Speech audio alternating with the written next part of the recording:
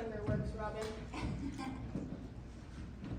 Okay, so let's start with a quick background, just so everyone who does not know Sav and I can get to know our perfect family. This is a picture of our family this past Christmas. Those two there in the middle are our mom, Dawn, and our dad, Mark, surrounded by all of our kiddos, as well as our husbands, our sisters, and our in-laws. Yes, our parents have been married twice. Not like in all, but like to each other. Quinn is our oldest, then it's me, and thank God they got married the second time or Lexi wouldn't be here today. They did ultimately end up getting divorced for good though, and Sav and I lived with our mom in Florida, and Quinn stayed with our dad here in Iowa. Once we were back, our dad got remarried, and we added a stepsister, Emily. And even though that marriage didn't last, she's still our sister and comes to all of our family events. Yes, with our mother too. Our mom remarried as well, gave us another sister, Maddie. She's actually closer in age to my oldest son, Regan, and they're like siblings, raised together and like best friends. Oh yeah, and don't forget that Maddie used to wonder why our dad is not her dad, even though we have the same mom, because he was around all of the time. But against all odds, along with all of the years of our parents being at odds, our unique family is actually pretty darn awesome and wonderful in its own crazy, messy, kind of Brady Bunch way. Our parents are actually the best of friends and love each other very much. Like, people tell us that if they ever get a divorce, they hope their spouse and them are like our parents. Like, they're the poster parents of divorce. So they may not have gotten their marriage right, but divorce they have totally nailed. They show up to all of our kids' events together. We vacation and celebrate holidays together. So although we don't have the most conventional looking family or picture-perfect childhood, we are absolutely blessed beyond measure and learn from our parents at a very young age to always find the opportunity in our obstacles. Yeah, so I think people tend to believe your life is great when they see the things you're successful at. They don't always see the things you're struggling with. We don't always share those. Prior to me starting with Zaya, I became ill with several autoimmune diseases. It was when my son was 15, or when he was first born. He's now 15. I went undiagnosed for 3 years, and my daughter, Cora, was born, and I went in to get checked out. They diagnosed me with ulcerative colitis, UC for short. I'll probably say that a lot through here because it's a tongue tie. It causes inflammation in your colon. Your body thinks it's being attacked by something outside, but it's really just attacking itself. Like, lots of not fun symptoms, lots of not great side effects. And then I was also diagnosed with a liver disease. It's called primary sclerosing cholangitis. Someone's going to win a prize later if you can repeat that. I call it PSC. So the doctors literally called me in a panic, wondering how I was standing because my liver labs were so high, they didn't know like how I was functioning. And I think I was just used to functioning that way. There's no cure for PSC. The treatments are limited and very little is known about the disease and how it happens. So to put it in perspective, I was 26, a mom, a wife. My son was 3 and my daughter was 4 months old. I'll take my pocket too. Literally have I was diagnosed with 2 diseases, and because of the liver disease, they told me within 10 years I would either need a liver transplant. Lexi is a match, by the way. Or I would be dead. All I could think about was, I have a new baby, a 3-year-old, they need me. Like, this cannot be happening. How is it possible that I may not see Cora's 10th birthday? See my kids graduate, get married, leave my husband Ben to take care of them alone.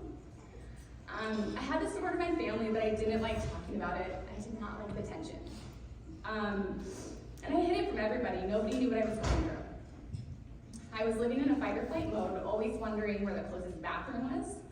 Not wanting to commit to doing things with friends because I didn't know if I'd be in flare, I'd be too tired, too anxious, just out of my normal comforts. After a lot of doctor's appointments and trial and error, we finally had things under control. I was doing good with meds, and then I had a yearly colonoscopy that showed dysplasia. This is precancerous cells. I was given a choice to have the cells removed, and they would monitor it every 6 months. But my risk of colon cancer is 10 times higher than the normal person, and then add my liver disease to that. So my husband said to me, I don't care if you have a colostomy bag on your stomach the rest of your life. I don't care if you have the surgery to have everything internal. I just want the sickness out of you. We knew it was a matter of time and needed to take action. So I opted for surgery, had my colon removed, and for 6 weeks after that first surgery, I had an ostomy bag on my stomach. I go about my daily life, see friends and family, be a mom, and nobody knew I had a bag of waste under my shirt. After 6 weeks, I had a second surgery to have my colostomy removed and everything hooked up internally into a J pouch. It's essentially your small intestine, the magic medicine, right? So now I poop exactly like the rest of you. And everything is hooked up internally into a J pouch. And I have some pretty awesome scars to prove it. I'm tired a lot of the time, and my liver may very well get worse someday. I've accepted that. It's my cross to bear, and it's okay. We all have them. But back in 2021 at Summit, I was super sick. Like, I should not have gone. Should have canceled. And each Summit on Thursday night, there's a Zaya exec gala. You get all fancied up, the hair, the makeup, the dress. That's me up there in the pink one right there. Well, I threw up in the bathroom wearing that dress and told nobody. I stayed the whole weekend, went home Sunday, slept in my bed, went to the ER the first thing on Monday morning. They tried sending me home with pain meds. I literally want to leave. I was like, you are admitting me to this hospital. I will be back in a couple days. They admitted me and I had E. coli. I was there for a week. Definitely shouldn't have gone to Summit, so like, know your limits. But why am I telling you this, guys? Well, you may see successes I have with Zaya and think I have it all figured out. I cannot even figure out my body. What I have figured out is when we have struggles, it just matters what we do with them. Zaya gives me the outlet to focus on others no matter how I'm feeling. I can literally do it from anywhere, even a hospital bed. It's a thing I can control.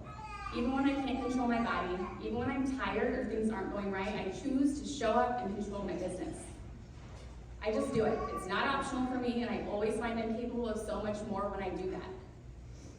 Now, I know my circumstances aren't your circumstances, but you have a circumstance. Do you choose to let it get the best of you, or do you choose it as your reason to get to work? You have the choice no matter how hard or daunting the goal might be. Find your reason to push forward. Do a little more. Do a little better. Leave your mark. Leave your legacy. I am not special. I have just learned to have a strong mind because my body's not so strong. We can choose our excuses, or we can choose our dreams, and then we can work really freaking hard to make them a reality.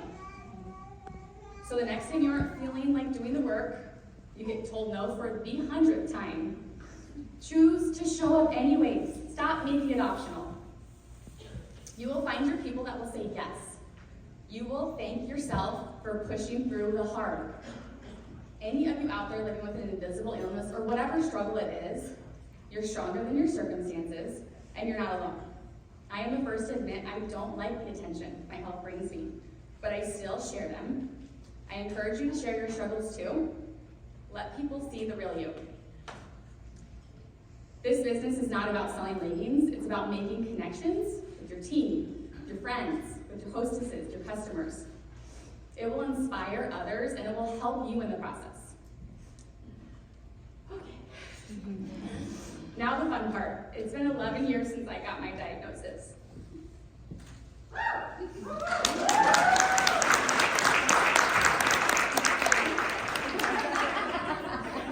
My then 4-month-old daughter just had her 11th birthday. My 3-year-old son, Lincoln, is now 15. And I'm still here to see every single beautiful day of their lives, alongside my amazing husband, Ben. I thank God for that every day. All right, now speaking of struggles and strength, my brave little sister Lexi has had to be both and so much more, and is another person I thank God for every single day. I'm really excited for you to hear her story next. Really rude at making everyone cry and having to speak next, but hold on. You have to be really close. There we go. Oh, no. Close your eyes. There we go. Okay, well anyway, I'm used to it because SAB is and has always been extremely hard to follow. Take it from me, I have always and will always follow that girl anywhere, and now you know why. So Saf said something a minute ago that was really familiar to me, and that was, I don't know how you do it. I get that from so many people as well, and let me be extremely upfront and clear. Sometimes I don't. Sometimes I procrastinate, sometimes I do it messy, sometimes something falls through the cracks, whether I let it or, whether on purpose. That being said, I think it is so extremely easy to see the end product or the end result or the rank advancement or the title or the promotion accomplishment or that picture, perfect professional family picture, and think he or she has it all or he or she had it easy. We probably all made that assumption before, and I would venture to guess maybe you have already in this very room today. My nose is all running from crying at the street speech. We rarely see the nitty-gritty or ugly, uncomfortable path that led to those things. It's human nature to say someone is lucky or so blessed, and not that they worked hard. Just over 4 years ago, I was a few months postpartum with my third born, and I decided that for Lent that year that I was going to start exercising and eating better. I wasn't feeling very strong or very good about myself, and so I knew something had to change, right? Because you know what they say about the definition of insanity, doing the same thing over and over and over again and expecting different results. So that's what I did. I started working out from my living room. I was unapologetically dedicated to the process every single day. I had a routine and I stuck to it. And I was seeing and feeling the results from that persistent consistency.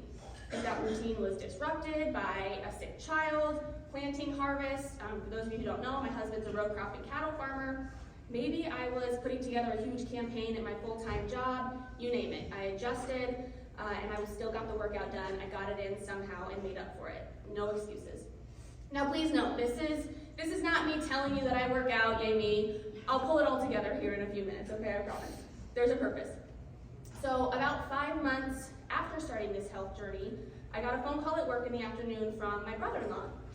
He and my husband farm together, and they are partners in the family cattle operation. He never calls me. You know when you get that phone call in the middle of the night and you immediately think something is wrong? That is the feeling that I got in my gut in that very moment. He told me that Rye had fallen, that he was in a lot of pain, that they didn't know what was wrong, but the ambulance had taken him to the hospital, and that I should come fast. In a very tiny nutshell, the 7-foot wide steel-framed, ill-attached basket let loose from the forks on the lift that he was on, fell 10 foot onto manure-caked cattle lots, and miraculously perfectly encompassed his 6'3" frame, rather than crushing any piece of it. Rye, just days short of turning 29, broke his back and his tailbone that day. He had to wear a back brace for 11 weeks, couldn't work, walk by himself, have any of our 3 kids on his lap, let alone hold them. Our youngest was 9 months at the time. Shower on his own, go to the bathroom on his own. You want to talk about marriage team building there? Get in or out of our bed on his own, nothing. My world was shook. Fight mode had never been so quickly activated. I had just enrolled as a Zaya rep about a month earlier, just for the discount. Any other discount reps up in this house? Yeah, all right, same here. And I will never forget, just a few short weeks after Rye's accident, Sav texting me, we got the first medical bill, the ambulance bill. And she asked me if I'd ever considered working the business. The audacity. Am I right? Only a sister has the balls enough to suggest such a thing when you're so deep down in the trenches. Only a sister's allowed to unapologetically go there. So she said, I know this could quite possibly be the worst timing in the world, but it could quite possibly be the best timing in the world.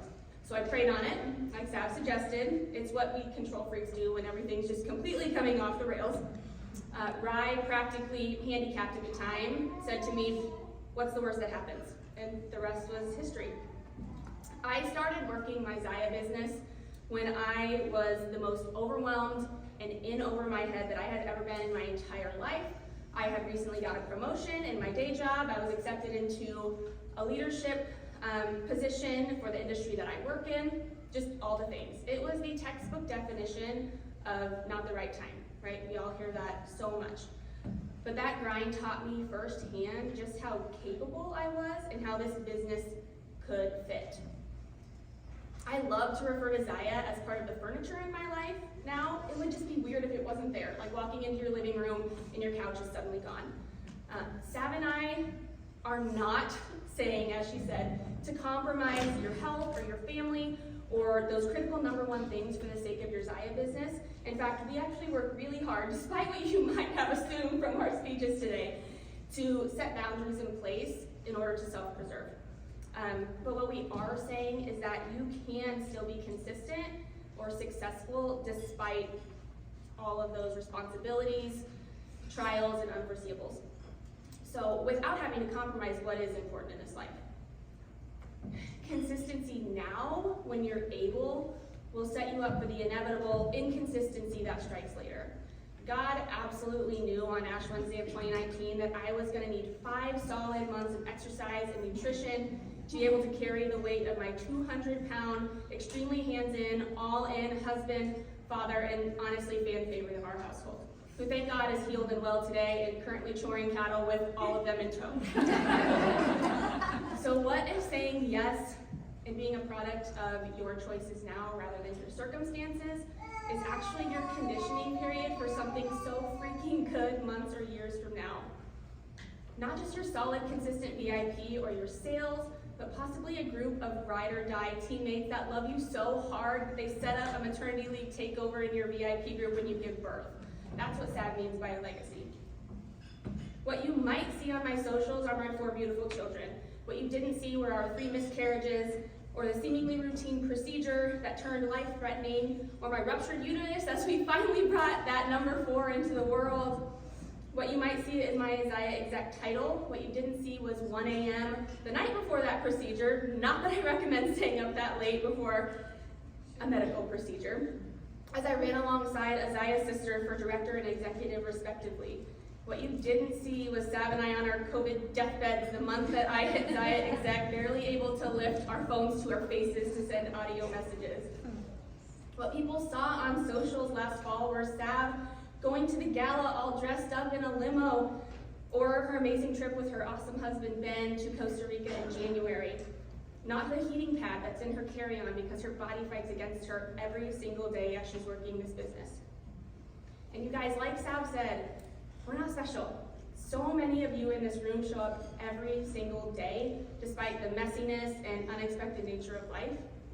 It's a conscious decision to be a product of your choices rather than your circumstances, and it is a road much less traveled for a reason, because it's bumpy and hilly and winding, and it's hard as hell, but the view is always so much freaking better off that beaten path.